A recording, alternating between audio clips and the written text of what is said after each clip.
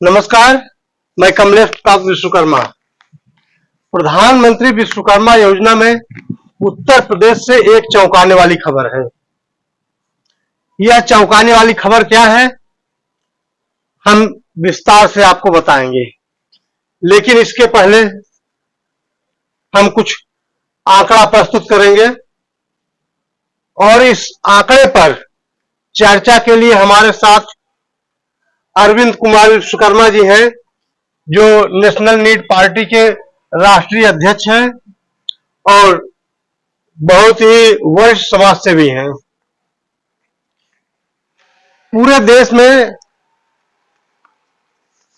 अब तक कुल 2,38,37,112 आवेदन पोर्टल पर किए गए हैं,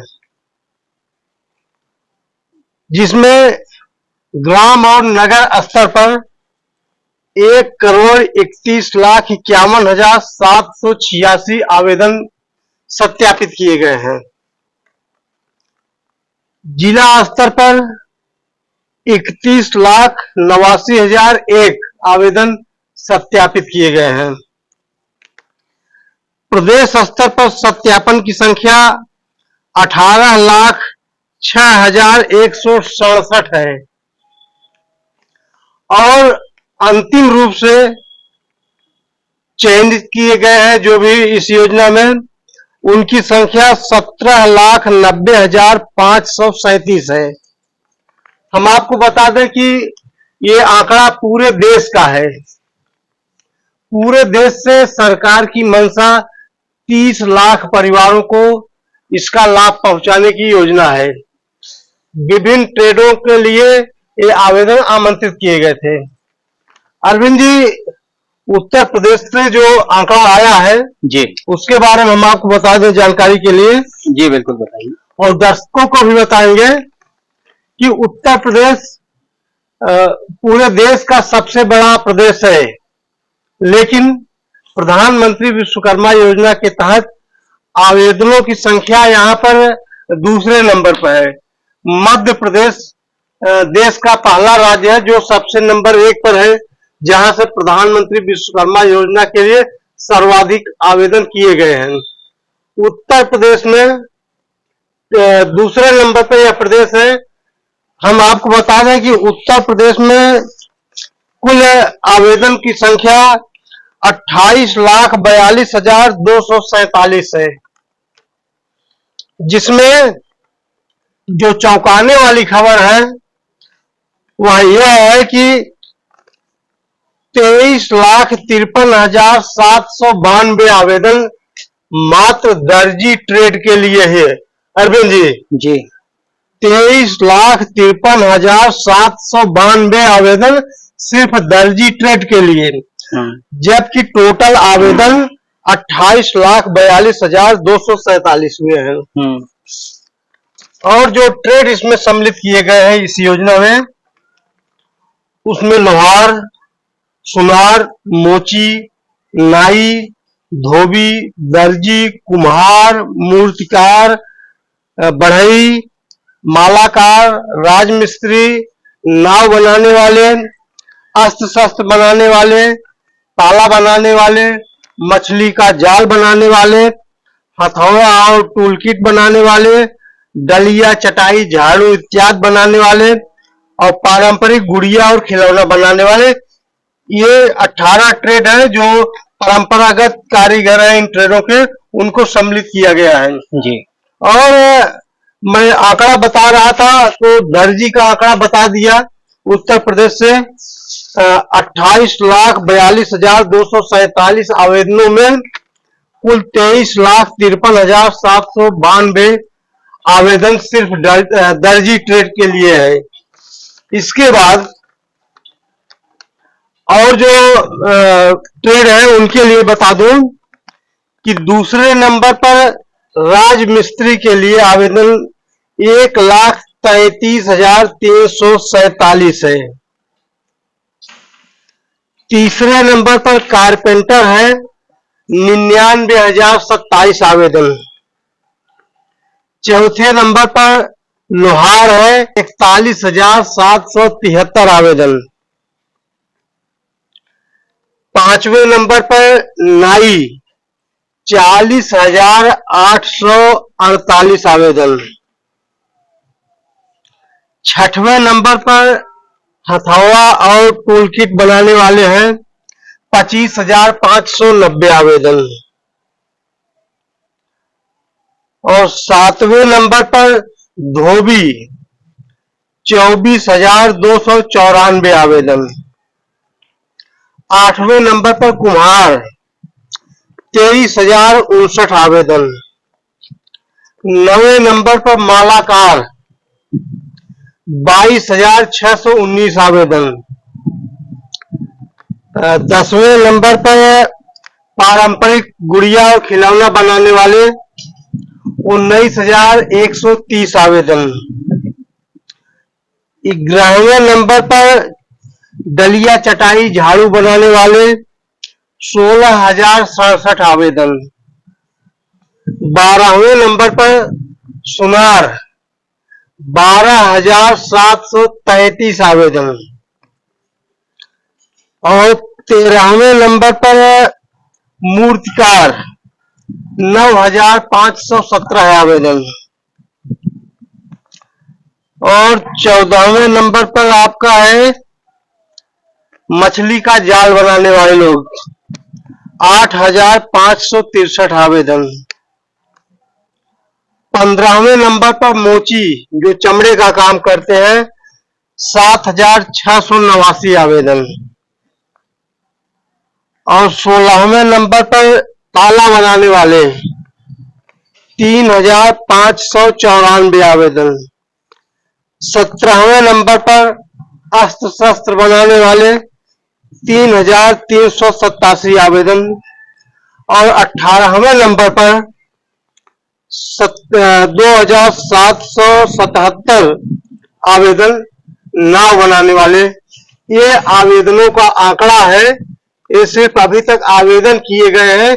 इसमें से कितने आवेदन सत्यापित होंगे और कितने अंतिम रूप से चयनित किए जाएंगे ये बाद की बात है। तो अरविंद जी, सबसे बड़ा सवाल यह है कि 28,42,247 आवेदनों में सिर्फ 23,53,792 आवेदन दर्जी ट्रेड के लिए हुए हैं।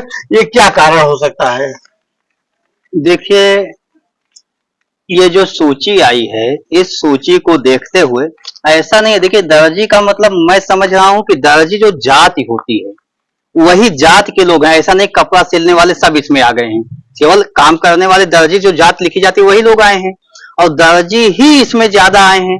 क्या कारण है? ये बहुत बड़ा सवाल है, ये प्रश्न चिन्ह भी है कि जागरूकता, वो लोग जागरूक हैं या उनके लोग ज्यादा से ज्यादा अपने लोगों को लाभ पहुंचाने के लिए एक्टिव होकर उनका फॉर्म भरवाए हैं, या अन्य समाज के लोग एक्टिव नहीं है, जागरूक नहीं है। कई विषय हो सकते हैं यहाँ, लेकिन मुझे लगता है कि दर्जी जो पेशा है उनका एक यूनाइट किस्म का चलता है, उनका सब यूनाइट होके काम धंधा चलता है। उनका लिंक इस तरीके से होता है कि यहाँ की बात दिल्ली तुरंत पहुंचती है पल भर में। तो इसको इस तरीके से तो कहना बहुत उचित नहीं होगा, लेकिन समय की मांग है और जो सच दिख रहा है उस पर मुझे कहना ही होगा कि दर्जी लगभग मुस्लिम कास्ट के ही लोग दर्जी लिखते हैं। ये मतलब उसमें कोई दो राय नहीं, किसी अन्य धर्म के लोग नहीं लिखते हैं, वही लिखते हैं। उनके पास आसपास कहीं ना कहीं मस्जिद होती है, उसके द्वारा वो लिंक होते हैं, सभी लिंक होते हैं। और वो मस्जिदें प्रदेश की मस्जिद से लिंक होता है, वो देश की मस्जिद से लिंक। इसका मतलब हुआ देश से कोई मैसेज आए तो उन तक तुरंत पहुंच जाता है, पल भर में पहुंच जाता है। उनके धर्म गुरुओं के माध्यम से उन तक बात पहुंच जाती है और बात पहुंचते ही ये उनके धर्म गुरुओं की जिम्मेदारी हो जाती है कि आप इस कैटेगरी के लोगों को लाभ दिलाने का काम करो, सरकार की योजना का लाभ दिलाओ। और वो धर्मगुरु उनके घर तक पहुंचते हैं, उनको इनवाइट करते हैं, या जुम्मे की नमाज होती है उस मौके पर या त्योहार के मौके पर उनको बुलाते हैं, उनको योजना के बारे में बताते हैं विस्तार से, ऐसी योजना है। और वो लोग आगे बढ़कर इनका फॉर्म भरवा दिए हैं, तो वो लोग फॉर्म भरवाएं तो जाहिर सी बात वो लोग ज्यादा फायदा पाएंगे। अन्य कम्युनिटी में, अन्य जाति के लोग, अन्य काम धंधे करने वाले लोगों में ऐसी कोई सिस्टम नहीं है और सरकार की मशीनरी केवल प्रचार प्रसार तक सीमित हो गई है। वो लोकल स्तर पर पहुंच के ये काम करने में विफल रही है। यानी उनका जो संगठन है, उस संगठन की वजह से ये देन है कि हम देख रहे हैं कि दर्जी के लोग 23,53,792 के आसपास से बता रहे हैं। तो ये आवेदन हुए 28 लाख में। समझिए कि अन्य 17 जो ट्रेड हैं वो कहां सिमट के 4.5 लाख के आसपास में सिमट गए हैं। तो 23 लाख और 4.5 में 17 गए, यानी फायदा किस कम्युनिटी को ज्यादा मिलने वाला, ये भी सोचने वाली बात है। इसका मतलब हुआ संगठन, संघे शक्ति युगे युगे, ये जो कहा गया वो संगठन की ताकत है इनकी। अरविंद जी, ये योजना का नाम प्रधानमंत्री विश्वकर्मा योजना है। सीधी सी बात है कि विश्वकर्मा शब्द जब आ जाता है तो माना जाता है कि विश्वकर्मा के अंतर्गत लोहार, बढ़ई, जिनको कारपेंटर कहते हैं, सुनार, और इनको कुम्हार, मूर्तिकार भी उसमें सम्मिलित आप कर सकते हैं। हाँ, और ठठेरा कसेरा होते हैं। हाँ, अस्त्र शस्त्र बनाने वाले को भी सम्मिलित कर सकते हैं। लेकिन आवेदन की संख्या इनकी कुल अगर मिला दिया जाए तो 2 लाख के अंदर ये भी सिमट जाती है। नाम विश्वकर्मा, पीएम विश्वकर्मा योजना है, लेकिन सच्चाई देखा जाए तो विश्वकर्मा वंशियों को या इससे जुड़े हुए लोगों को लाभ नहीं मिल पा रहा है। लाभ तो कोई और लेके जा रहा है, नाम केवल विश्वकर्मा योजना है। ये मुझे इससे दिख रहा है, इस आपके आंकड़े से दिख रहा है जो प्रस्तुत हो रहा है। लेकिन ये आंकड़ा क्या होता है, ये दोष इसमें सरकार का है या हमारा आपका है? मैं दोष सरकार का देता हूं, क्योंकि जो सिस्टम बनाया पीएम विश्वकर्मा योजना है, पीएम विश्वकर्मा योजना में आप समझ लीजिए कि ये आविष्कारक एक तरीके से होते हैं, इंजीनियर होते हैं। तो लोहार सुनार का काम कुछ अलग होता है, ये काम इनकी कुछ टेक्निकल होता है, टेक्निकल पहलू पे जाकर काम करते हैं, लोहार, सुनार, ठठेरा, कसेरा। तो ये तो एक अलग चीज हो गई। लेकिन नाई, धोबी, इन लोगों को सरकार ने पीएम विश्वकर्मा योजना में शामिल करके सरकार पहला स्टेप ही गलत कर गई। उसकी मंशा मुझे नहीं दिखती कि पीएम विश्वकर्मा वंशियों को लाभ देना है, उसकी मंशा तो कुछ अलग ही दिखती है इस आवेदन के तहत। अरविंद जी, जो विश्वकर्मा समाज के लोग हैं, लोहार, बढ़ई, सुनार और ये क्या कहते हैं, अस्त्र शस्त्र बनाने वाले लोग हैं, इनसे क्या कहना चाहेंगे आप? जैसे कि आंकड़े जो हमने आपको बताए कि उत्तर प्रदेश में 28,42,247 आवेदन में 23,53,792 आवेदन सिर्फ दर्जी ट्रेड के लिए हुए हैं, और दूसरे नंबर पर 1,33,347 आवेदन राजमिस्त्री के लिए हुए हैं। तो क्या विश्वकर्मा समाज के लोग, यानी लोहार, सुनार, बढ़ई, यह लोग इस योजना का लाभ नहीं लेना चाहे या इस योजना के योग्य नहीं है? मतलब क्या कारण है कि मतलब उन लोगों ने ठीक से आवेदन नहीं किया? इनकी संख्या तो कम से कम लाखों में जानी चाहिए थी आवेदन की। जाहिर सी बात, इनकी संख्या लाखों में जानी चाहिए थी। मुझे लगता है कि इन लोगों तक या तो सही सूचना मिली नहीं। मैंने स्टार्टिंग में ही कहा कि एक यूनाइट किस्म से उन लोगों की व्यवस्था है, उस व्यवस्था से वो योजनाओं का लाभ घर घर तक पहुंचा देते हैं। विश्वकर्मा समाज के जितने भी संगठन हैं, ये संगठनों की जिम्मेदारी थी कि हम अपने संगठन से जुड़े हुए लोगों के माध्यम से सरकार की योजना को घर घर तक पहुंचाते और बताते, मैक्सिमम आवेदन करवा देते। ये इसका मतलब हुआ कि विश्वकर्मा समाज के जो संगठन हैं, अगर हम सरकार को छोड़कर बात करें तो सभी संगठन फेल हैं। ये संगठनों की ही नैतिक जिम्मेदारी थी कि घर घर तक पहुंचते, लोगों को बताते कि प्रधानमंत्री जी की एक योजना है, इसमें आप लोग फॉर्म भरिए, प्रधानमंत्री जी की मंशा है, इस मंशा के अनुरूप आप लोग आगे बढ़िए, आर्थिक रूप से सक्षम होइए। तो संगठन मैं समझता हूं फेल हैं आपके। इसका मतलब विश्वकर्मा समाज के जो भी संगठन है, या तो फाइलों में कैद है या तो उनका नेतृत्व अपने घरों में कैद है, वह समाज के बीच कतई नहीं है और समाज के लिए कतई वो संवेदनशील नहीं है। तो समाज से क्या कहना चाहते हैं? समाज के लोगों को जागरूक करने के लिए क्या कहना चाहते हैं अरविंद जी आप? समाज के लोगों से स्पष्ट रूप से मैं ये कहूंगा कि जितने भी जागरूक लोग समाज के हैं, यह जिम्मेदारी आपकी है। जब संगठन के लोग नहीं काम कर रहे हैं, जब सिस्टम काम न करे, तो पढ़े लिखे लोगों की, जो अपने को पढ़ा लिखा समझते हैं, जैसे टीचर हुए, एडवोकेट हुए, डॉक्टर हुए, इस प्रोफेशन को करने वाले लोगों की ये नैतिक जिम्मेदारी बन जाती है कि सरकार की योजनाओं को अपने लोगों तक पहुंचाया जाए। कम से कम उनके रिश्तेदार तो 10 होंगे, अपने रिश्तेदारों तक भेजते, उनके माध्यम से हम आगे इसको प्रोसीड कर देते, यानी हर परिवार तक इस जानकारी को हम पहुंचा देते। तो मैं दोस्त, ठीक है, सरकार का पहला दोष, सरकार इस सिस्टम को प्रचार प्रसार करके घर घर तक नहीं पहुंचा पाई, लोगों को फॉर्म भरने के लिए, काम करने के लिए उन्हें प्रोत्साहित नहीं कर पाई, हमारे संगठन के लोग काम नहीं कर रहे हैं। तो ऐसी स्थिति में लोगों को स्वयं अपने हाथों में बागडोर संभालनी होगी, अपने लोगों को बताना होगा कि सरकार की ये योजना है, इस योजना का लाभ इस तरीके से लिया जा सकता है, और अगर बताए होते तो निश्चित ही लाभ मिलता। हम इसमें समाज के लोगों का भी वही दोष देख रहे हैं, लेकिन भविष्य के लिए ये अवश्य कहूंगा कि आने वाले समय में आप लोग अपनी जिम्मेदारी समझिए और आगे बढ़ चलिए, उसी तरीके से आगे बढ़िए जिस तरीके से देश गुलाम था। तो सब एडवोकेट लोग, वकील लोग, डॉक्टर लोग, मास्टर लोग राजनीति की तरफ आगे बढ़े, देश को आजाद कराएं, उसी तरीके से आज आपकी जिम्मेदारी है कि अपने समाज को आर्थिक रूप से सक्षम बनाने के लिए, सरकार की योजनाओं का लाभ दिलाने के लिए आप लोग अपने दायित्व का निर्वहन कीजिए।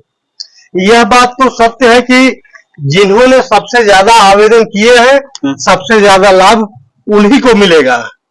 और एक बात, उस दर्जी कम्युनिटी की आप अगर बात कर रहे हैं तो सबसे ज्यादा कम पढ़े लिखे वही लोग हैं, उसके बाद भी वो योजना का ज्यादा लाभ ले रहे हैं। यहाँ पर ध्यान देने वाली बात। बिल्कुल, और पढ़े लिखे लोग जो अपने लोहार, बढ़ई और सुनार, इस कम्युनिटी की जो लोग हैं, जो थोड़ा अपने को पढ़े लिखे लोग हैं, यह लोग इस योजना में बहुत पीछे हैं।